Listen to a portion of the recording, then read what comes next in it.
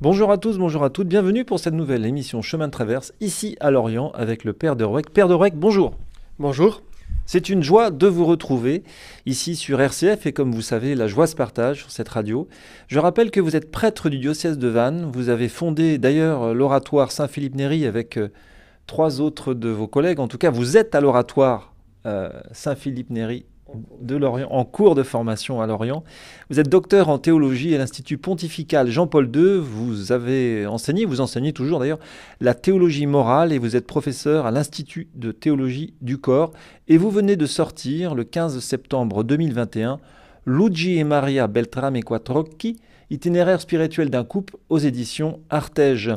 C'est une biographie donc des bienheureux italiens, les Beltrame Quattrocchi, on l'a dit, leur vie, leur apostolat, leur engagement social, leur vision du mariage et de l'éducation dans un livre passionnant qui retrace, c'est vrai, un couple du début du XXe, mais qui aussi peut servir d'exemple aux éducateurs et aux couples d'aujourd'hui, Père de Rouec. Tout d'abord, et vous le spécifiez, ce n'est pas le couple lui-même qui est béatifié. Alors en effet, le premier aspect qui peut nous intéresser, c'est que cette béatification est quand même la première béatification de deux époux ensemble dans l'histoire de l'Église. Ensuite, il y a eu les époux Martin qui auront été béatifiés quelques années plus tard, puis canonisés. Mais Maria et Luigi Beltrame Quattrocchi ont été béatifiés tous les deux ensemble, mais chacun d'entre eux. C'est-à-dire qu'il y a eu un procès de béatification qui a été réalisé pour Maria et un autre pour Luigi, voyant pour l'un et l'autre quelles étaient leurs vertus héroïques. Les décrets de vénérabilité sont signés indépendamment l'un de l'autre, et ensuite la béatification est prononcée pour les deux, avec un miracle qui est attribué à l'intercession des deux. Voilà, donc c'est quand même une sainteté conjugale de laquelle on va parler, mais l'Église reconnaît bien et affirme bien que la sainteté est une affaire de relation personnelle avec Dieu, et que donc c'est vraiment la personne qui est là, mise en valeur, et pour laquelle l'Église se prononce. Père de Rouec, donc Luigi est né en 1880 en Sicile, à Catane, et puis il sera confié un peu plus tard, à 8-9 ans, à ses oncles et tantes, près d'Ancona, dans les Marches, et puis à Rome. Est-ce qu'on connaît assez précisément son enfance ? Alors, on connaît les grandes lignes de son enfance. Lui-même, Luigi, n'est pas quelqu'un de très loquace. Il n'a pas beaucoup parlé, même à ses enfants, de sa propre enfance. Mais c'est vrai qu'à l'âge de 8 ou 9 ans, il a été adopté par son oncle et sa tante, qui étaient en fait en Sicile. Et Luigi est le troisième d'une famille de 4 enfants. Et cet oncle et cette tante n'avaient pas d'enfants. Et lorsque le père de Luigi a été muté sur le continent, ils se sont désolés de voir partir leurs neveux et nièces. Et de voir partir ceux à qui ils donnaient tant d'affection. Et donc ils ont demandé à prendre en adoption Luigi, qui portait le même prénom que son oncle, et c'est ce qui a été réalisé de manière un peu particulière. C'est assez étonnant, mais il a grandi du coup entre son oncle et sa tante, élevé par eux, qui sont devenus ses parents adoptifs, tout en gardant une vraie affection filiale vis-à-vis de son père et de sa mère. Et même plus tard, son père, étant devenu veuf, s'est remarié et il a établi une affection filiale vis-à-vis de sa belle-mère. Père de Rouec, c'est un couple qui aime les arts. D'ailleurs, je crois qu'ils se rencontrent plus ou moins autour du piano. Lui, en tout cas, il sera avocat. Elle sera écrivain, entre autres. Elle a écrit pour des revues catholiques. Elle a écrit aussi des livres sur différents sujets. Quelle sera la place de la littérature italienne et de l'art dans leur vie de couple ? Oui, c'est un couple qui aime les arts par leur éducation d'abord, parce que Luigi a vécu dans un milieu aisé. Il a grandi à Rome, il a fait ses études à la Sapienza, qui est la plus prestigieuse université de Rome. Donc il a baigné là-dedans. Maria, elle est d'origine florentine. À Florence, la culture artistique est extrêmement développée. Elle arrive à Rome vers l'âge de 10 ans. Et tous deux vont développer vraiment cet amour des arts. Maria, beaucoup par l'amour des langues. Elle va aussi étudier le piano.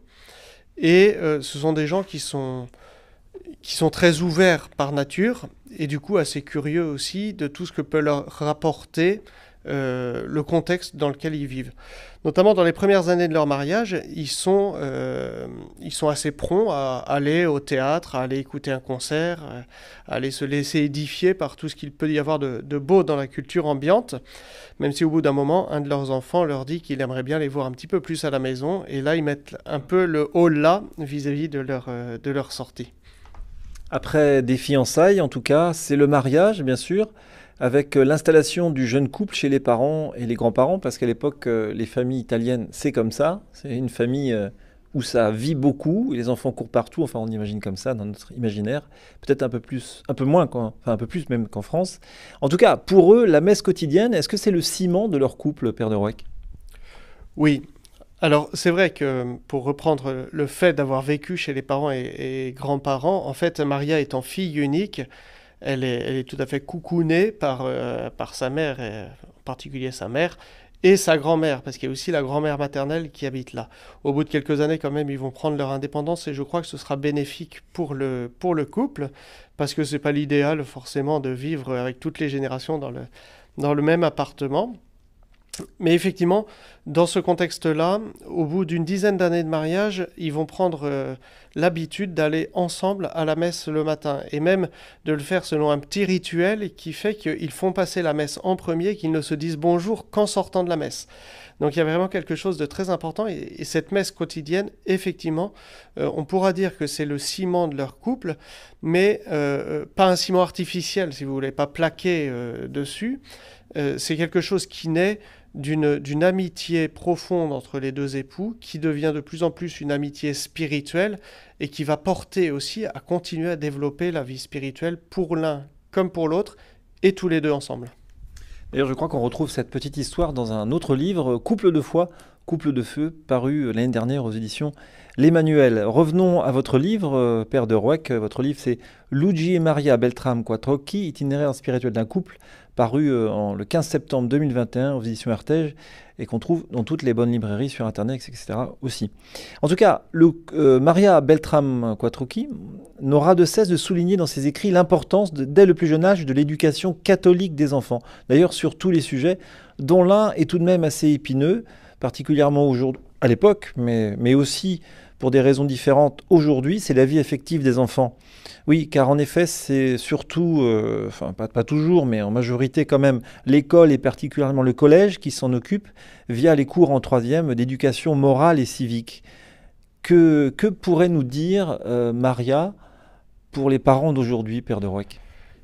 Il me semble que le grand exemple que donne Maria du point de vue de l'éducation, c'est une profonde clairvoyance qui a dû se développer un peu, j'allais dire, malgré elle. C'est-à-dire que quand elle avait 18 ou 19 ans, dans le salon de son père, elle a pris fermement position contre le divorce. Et là, elle s'est découvert un peu ce caractère de femme capable de défendre ses idées, parce que ceux qui étaient là dans le salon de son père n'étaient pas forcément contre le divorce, et qu'elle a fait une diatribe assez forte. Mais après cela, lorsqu'elle était jeune mère de famille, que Luigi voyageait énormément, avant la naissance du second enfant, elle s'est sentie absolument incapable d'éduquer ce second enfant. Elle a écrit à son mari, mais comment ferais-je pour penser à un second enfant? Elle s'est sentie désemparée. Elle s'est appuyée sur un père spirituel qu'elle a pris. Et puis, au fur et à mesure, elle s'est rendue compte que pour les enfants, il y avait quelques petites menaces par le monde extérieur. Et notamment, l'épisode se situe en 1912, ils ont une maison de vacances sur la côte adriatique, à Anzio, et il y a des tenues de bain dont elle se dit que ça pourrait agresser la pudeur des enfants, simplement le sentiment de pudeur. Et à partir de ce moment-là, ils vont prendre la décision de prendre leurs vacances en montagne, et non plus au bord de la mer. Alors ça peut prêter à sourire 100 ans après, parce qu'on voit bien que les tenues de bain ont considérablement évolué, et pas forcément dans le sens de la pudeur, et que donc c'était pas si catastrophique que ça en 1912, mais ça montre une clairvoyance de Maria qui veut protéger l'âme, la pureté du cœur des enfants. Il y a un autre épisode où elle recommande de ne pas laisser traîner n'importe quel journaux à leur portée de main. Et puis, Maria, du coup, à la lumière de ça, va écrire un premier ouvrage qu'elle met à disposition des mères de famille, la mère de famille avec la question moderne de l'éducation, où justement elle pointe ces difficultés qui apparaissent déjà, y compris dans l'éducation nationale, où il y a ces questions d'éducation affective et sexuelle qui ne sont pas forcément toujours très ordonnées et qui peuvent instiller de mauvais penchants ou de mauvaises idées chez les enfants ou chez les adolescents. Et pour ça, elle veut prendre le contre-pied, notamment en proposant une forme beaucoup plus positive, beaucoup plus belle dans l'éducation.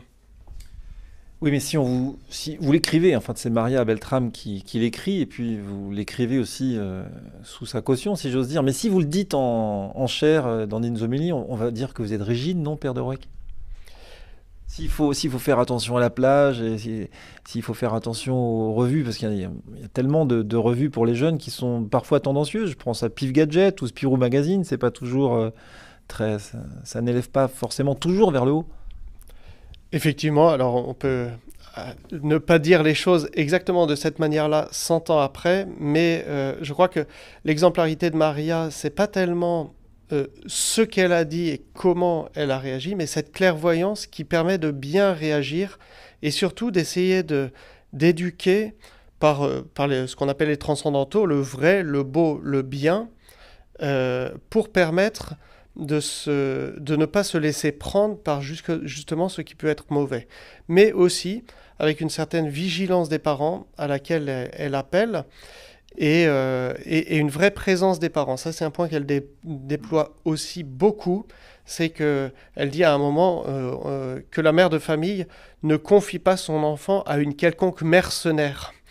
En parlant des gouvernantes et autres, en disant que c'est elle qui doit aussi être présente pour accompagner l'éducation de son enfant. Père de Rouec, Luigi est avocat, et pour lui, la place du travail, c'est important. Page 55, il a toujours aimé toute sa vie comme un devoir et une vocation, même si à la fin ça le fatiguait, ça lui pesait, ça le brisait. Le travail, jamais comme la soif du gain, mais comme expression de la dignité de l'homme, comme moyen de donner du bien-être aux siens, comme devoir de faire fructifier les talents reçus, desquels il se considérait doté avec grande modestie d'ailleurs. Et après, la vie de l'esprit, il le tenait au premier rang dans l'échelle des valeurs. Est-ce que ce sens du travail sacré est à redécouvrir de nos jours, et comment est-ce qu'on peut faire? Est-ce qu'il y a des encycliques aussi là-dessus, Père de Rouec? Oui, il y a des encycliques. Je pense qu'une des plus parlantes, c'est celle qui est écrite par Jean-Paul II, Laborem Exercens, qui développe de manière très belle le sens de l'homme aussi au cœur du travail, et le sens du travail pour l'homme. Mais bien avant ça, effectivement, Luigi a un sens du travail qui est assez édifiant. Je crois qu'il y a deux événements qui peuvent expliquer comment il a pu grandir là-dedans. D'abord, c'est un homme brillant, il faut le reconnaître. À 22 ans, il avait passé sa thèse en droit pénal, donc il était quand même plutôt plus en avance qu'à l'heure. Mais il a été à l'école d'un avocat qu'il a beaucoup aimé, l'avocat Lupacchioli, qui était son témoin de mariage, avec qui il aurait pensé s'associer si la fille de cet avocat ne s'était pas mariée elle-même avec un avocat. Et donc Luigi a cédé sa place en entrant dans le corps des avocats d'État, donc pour défendre la cause de l'État italien. Ça, c'est le premier événement, c'est-à-dire qu'il a été à bonne école auprès d'un avocat qui lui a appris vraiment à travailler avec goût. Et puis le deuxième événement, c'est que quand son père et sa mère adoptive, dont son oncle et sa tante, sont décédés, il a récupéré des biens de famille par héritage, et notamment des carrières qu'il a voulu céder ensuite en coopérative aux ouvriers qui travaillaient dans ces carrières, mais auparavant, il les a améliorées pour que les conditions de travail des ouvriers soient plus dignes.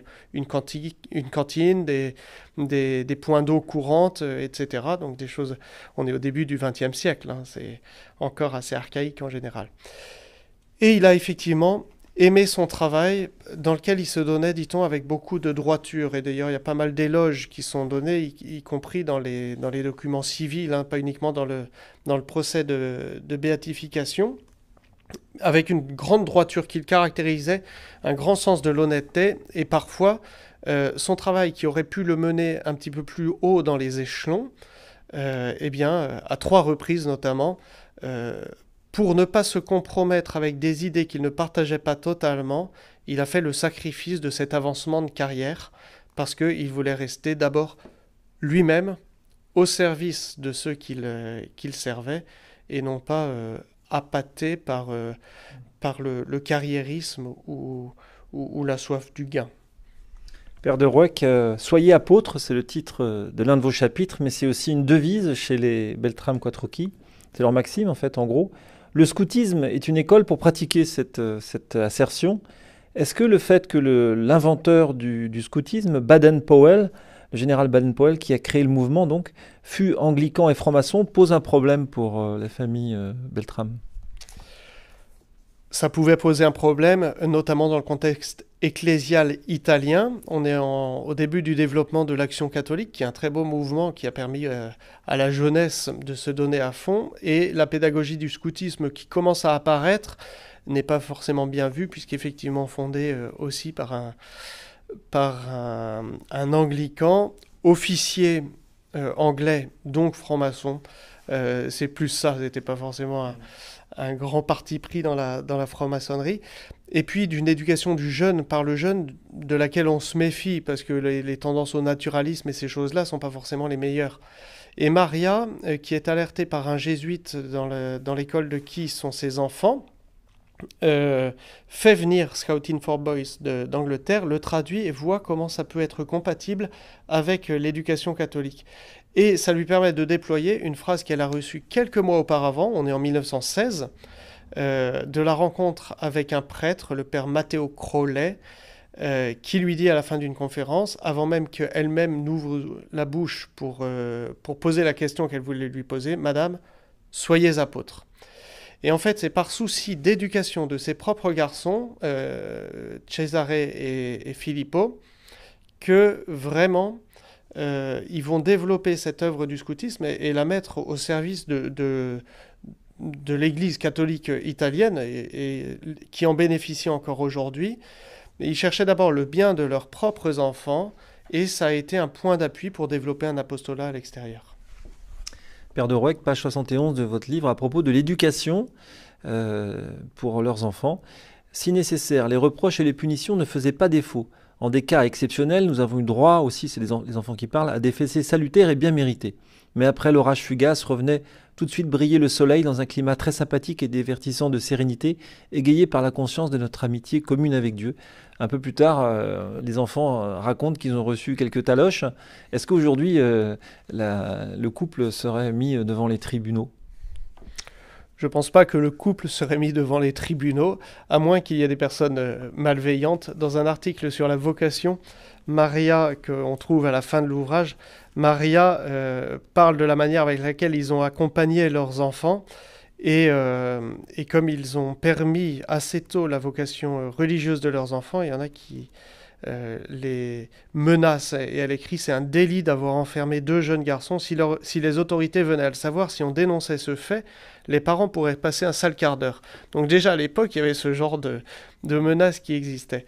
Alors toutes les techniques d'éducation qu'ont développées Luigi et Maria ne sont pas forcément à reproduire aujourd'hui. Je pense notamment au fait que quand ils allaient en montagne avec les enfants, quand Luigi allait avec ses enfants en montagne, il leur donnait à manger et à boire avant de partir et une fois arrivé au sommet, pas avant. Voilà. Donc peut-être qu'il faut boire un peu d'eau aussi en cours de route. C'est vrai qu'il y a eu aussi de temps en temps des fessées. Leur dernière fille, Enriqueta, avec qui j'ai pu passer quelques moments, m'a raconté certains événements de ce genre, mais sans aucune vindicte ou animosité envers ses parents. Je crois que c'était relativement justifié et rien de grave. Vous me tendez une perche sur Enriqueta, c'est la dernière des Beltrame. Elle était vivante, vous l'avez rencontrée quand, Père de Rouec ? Mais je l'ai rencontrée quand j'étais à Rome à préparer ma thèse qui portait donc sur ce couple. Donc entre 2010 et 2012, elle est décédée en 2012. Voilà, elle est vénérable depuis le 30 août dernier. Elle a été déclarée vénérable au 30 août dernier. Et donc Enriqueta, effectivement, est une belle figure de ce couple, parce qu'elle a eu une naissance qui a été tout à fait providentielle, comme on pourra en parler tout à l'heure. Oui, et d'ailleurs, pour revenir à Maria, donc l'épouse du couple, femme extraordinaire, très sensible, avec fort caractère, parfois un peu rigide, hein, vous le soulignez. Elle avait une maxime qui, en italien, se rapproche de celle d'un autre bienheureux, Pier Giorgio Frassati, qui est d'ailleurs qui a vécu à peu près aux mêmes périodes et qui est mort en fait en 1922, je crois. Lui, c'était verso l'alto, et elle? Dal tetto in su. Et ça, Enriqueta tenait à ce que je l'écrive dans ma thèse, c'est-à-dire à partir du toit, aller toujours plus haut. On n'aura jamais fini de monter, on n'aura jamais fini de progresser. Voilà, et je crois que ça illustre bien la vie et de l'un et de l'autre, parce qu'ils se sont sanctifiés vraiment l'un par l'autre. Et évidemment, Maria est beaucoup plus expansive. Elle était écrivain, elle a écrit des milliers de pages, mais c'est aussi grâce à Luigi qu'il a beaucoup tiré par sa droiture de caractère, par sa profondeur spirituelle, par sa persévérance dans toutes les actions. Voilà, aller toujours plus loin. Et donc là, il y avait un rôle, si j'ose dire, peut-être le mot mal choisi, d'éducatrice de l'épouse envers le mari. Les maris sont toujours un peu à la traîne. Hein, elle avait d'ailleurs rédigé un petit règlement, je crois, un règlement spirituel. Alors elle l'avait rédigé pour elle-même d'abord, voilà, qui était sa règle de vie. Ensuite, elle en a communiqué quelque chose à Luigi, mais dès leur fiançailles, en fait, elle se préoccupait de la vie spirituelle de Luigi dans ses lettres. Elle lui disait, mais est-ce que tu crois? Est-ce que tu pries? Et puis quand il partait en voyage, elle lui mettait 3-4 images, 2 petites statuettes, 2-3 médailles dans sa valise, en lui disant tu les embrasses chaque soir. Et en fait, le point de départ de leur amour est parti d'une petite image que Maria a expédiée à Luigi, qui était en maison de convalescence après un petit coup de fatigue, quelques mois avant leur fiançailles. Et sur cette image représentant la Vierge de Pompéi, Maria lui a écrit voici l'image que j'embrasse chaque jour, je prie la Vierge pour toi, toi aussi, prie-la aussi. Voilà. Et cette image, Luigi l'a conservée dans son portefeuille jusqu'à sa mort. Est-ce que vous l'avez vu? Est-ce que vous avez eu accès via Enriqueta, la dernière du couple? Est-ce que vous avez vu des documents familiaux, Père de Roec? Oui, parce que j'allais la rencontrer dans l'appartement familial qu'elle a ensuite laissé au Vatican. Mais il y avait tout, et d'ailleurs j'ai été un peu bête parce que elle m'a dit prenez ce que vous voulez, j'ai jamais rien osé prendre. Eh bien merci Père de Roec pour cette première partie d'une émission qui en comptera deux autour de votre livre Luigi et Maria Beltrame Quattrocchi, itinéraire spirituel d'un couple, paru le 15 septembre 2021 aux éditions Artege. Merci, à la semaine prochaine Père de Roec. Merci.